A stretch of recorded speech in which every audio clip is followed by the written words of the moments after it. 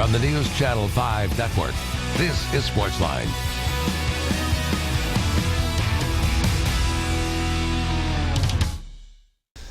Hey there, SportsLine on your television. Steve Lehman here with you. Glad you are here with us on this Monday night on News Channel 5+. Got a lot of stuff to get to tonight. It's an exciting time in Middle Tennessee sports. The Predators have a 2-0 series lead for the first time in franchise history. Preds going on the road to what a lot of people thought was the hottest team in the NHL, maybe one of the better teams in the NHL, and sweeping the first two games of the series. 3-2 Friday night, and then despite all the talk from Anaheim players that, all right, we're refocused, we're going to have our best effort on Sunday, we're going to come out and play well, it was the Predators that once again were the better team. They took an early shot, got down 1-0.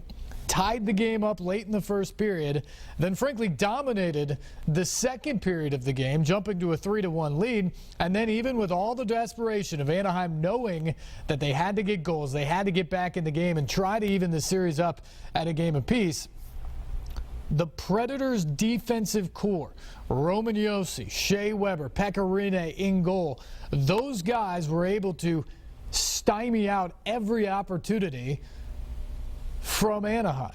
The Ducks got just 5 shots in the third period last night.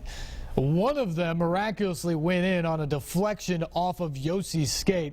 Just a totally tricky shot that Pekka Rinne didn't have much of a shot at.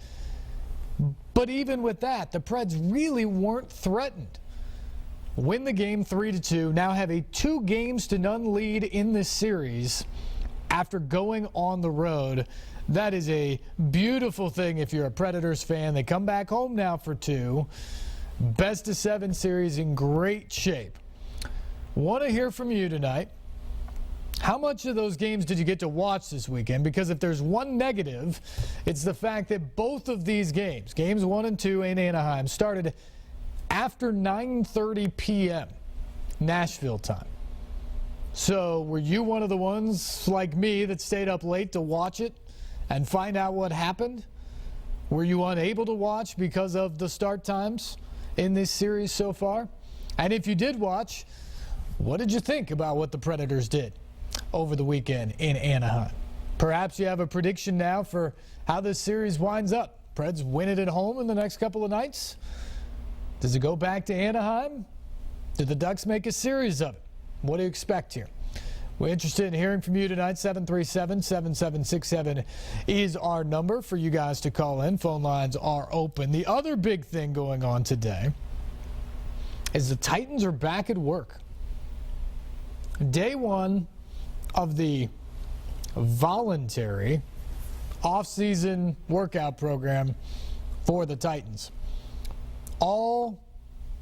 I think I saw today 89 players on the roster. Josh Aubrey and his wife are expecting a son on Wednesday.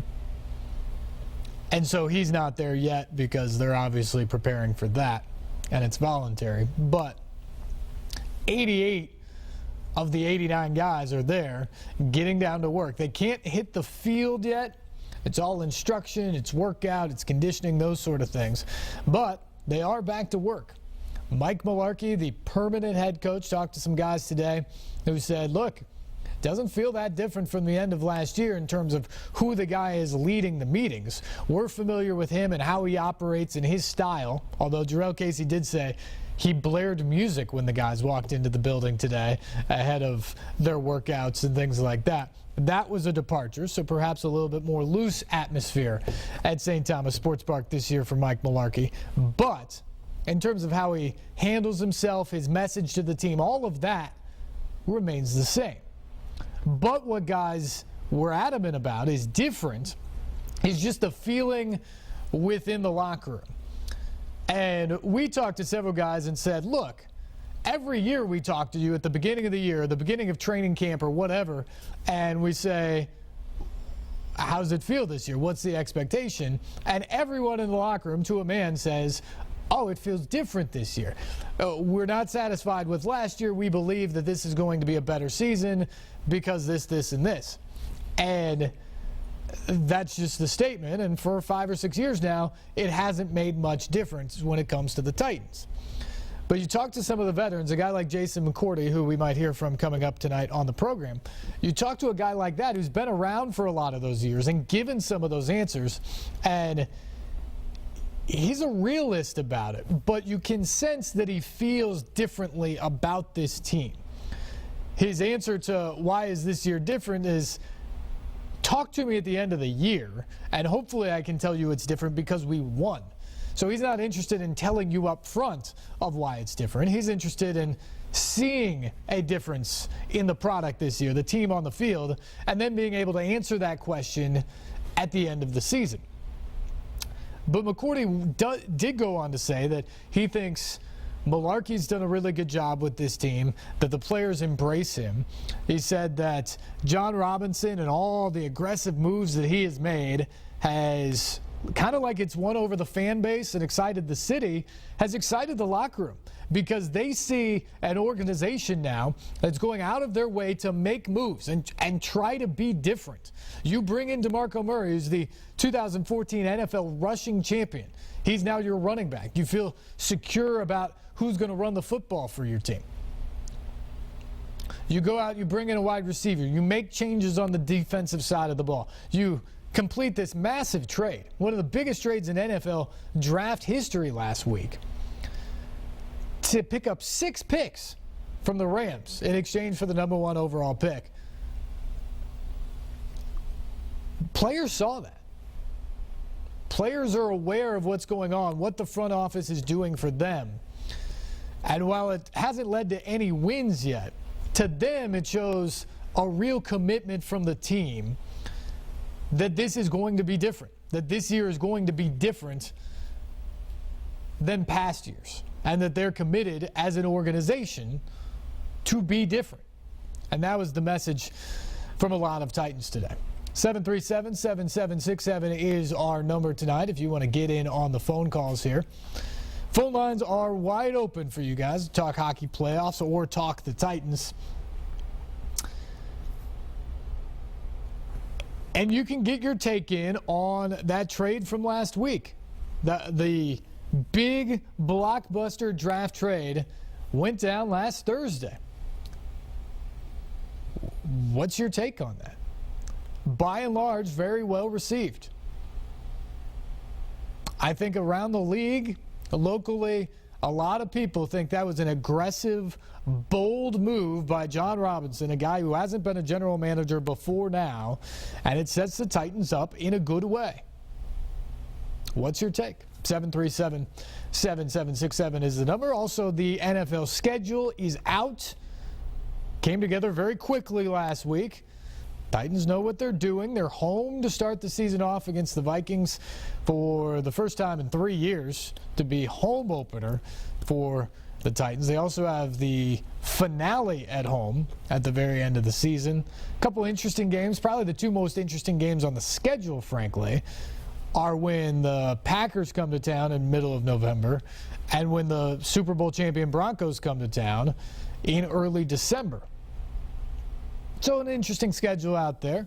Some pretty good trips on there as well if you're interested in following the Titans around the country. Let's go to James, is it? James, good evening. You're on SportsLine. How's it going, Steve? Good. How are you, my man? I'm pretty good.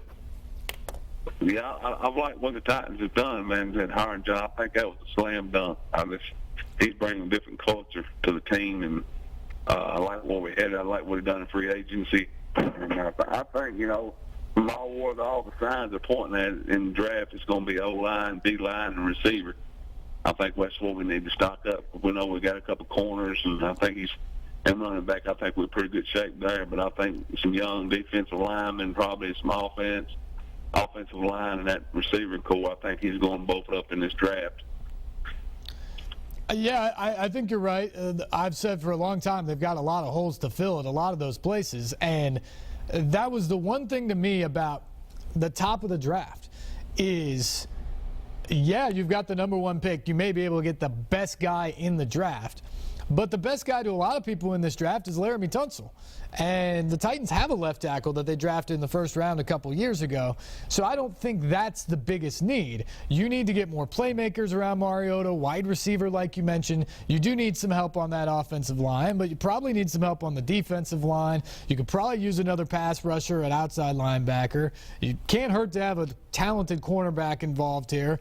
Another safety in the pipes. There are a lot of places to go and a lot of holes on this team. And now with all of those picks, you can do a pretty good job of addressing all of them. Maybe they won't all be starters or impact players right away, but you at least build your depth there. And that was something else Mike Mularkey talked about today, is how important it is for this team to build depth at a lot of places. Because last year when the injuries struck, on the offensive and defensive side of the ball, you saw that lack of depth really come to the forefront. And so they've got to start to build that. I think this trade allows John Robinson to do that. And I think the other thing it does is there's so many assets here, it gives them the chance to move back up if they want. So if you really like a Jalen Ramsey or maybe it's Ronnie Stanley, the other tackle up there, because I doubt Tunsil is going to fall very far. But if you really like one of those top prospects and they're hanging around and it's the 4th or the 5th or now the 6th pick,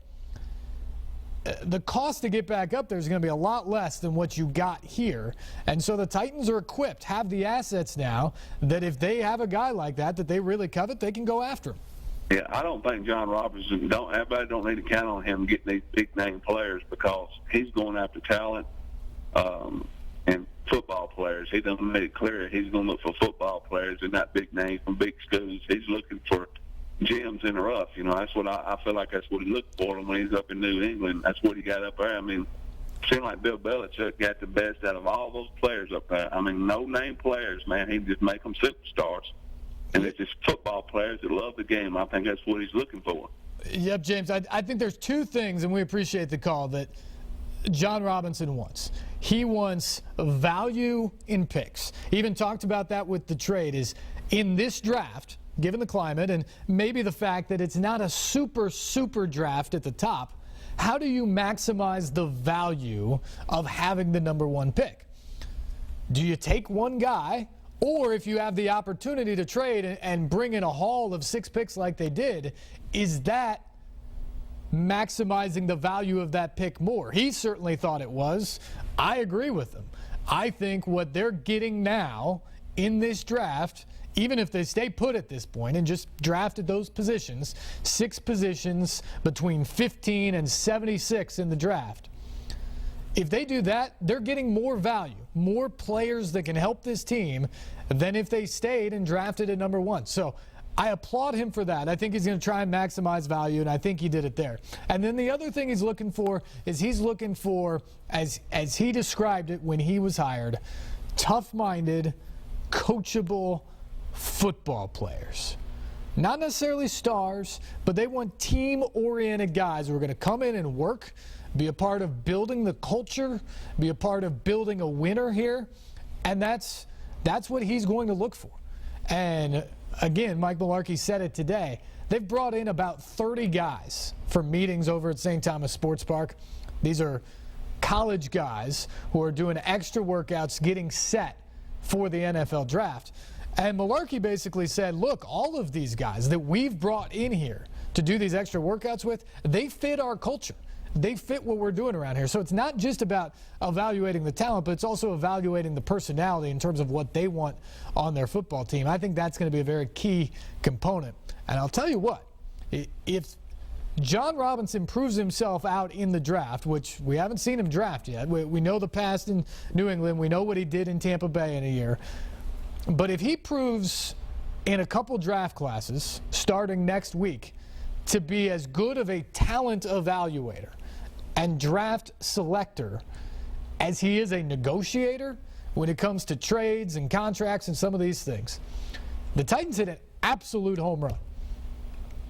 Because to this point, he has done everything right in pushing the buttons. He has excited the fan base that was, frankly, ready to give up on where this team was going with some aggressive, bold, forward-thinking moves. So if he's half as good in the draft as he's been in the other things that you have to do to be a general manager in the National Football League, I think you're going to like what you see from John Robinson's Tennessee Titans. All right, we got to take a break here. Phone lines are wide open. 737-7767 is the number. Get in. Get your thoughts heard. We're talking Predators playoffs and the Titans starting offseason workout, the draft just a week away. Stay tuned. You're watching SportsLine here on News Channel 5+.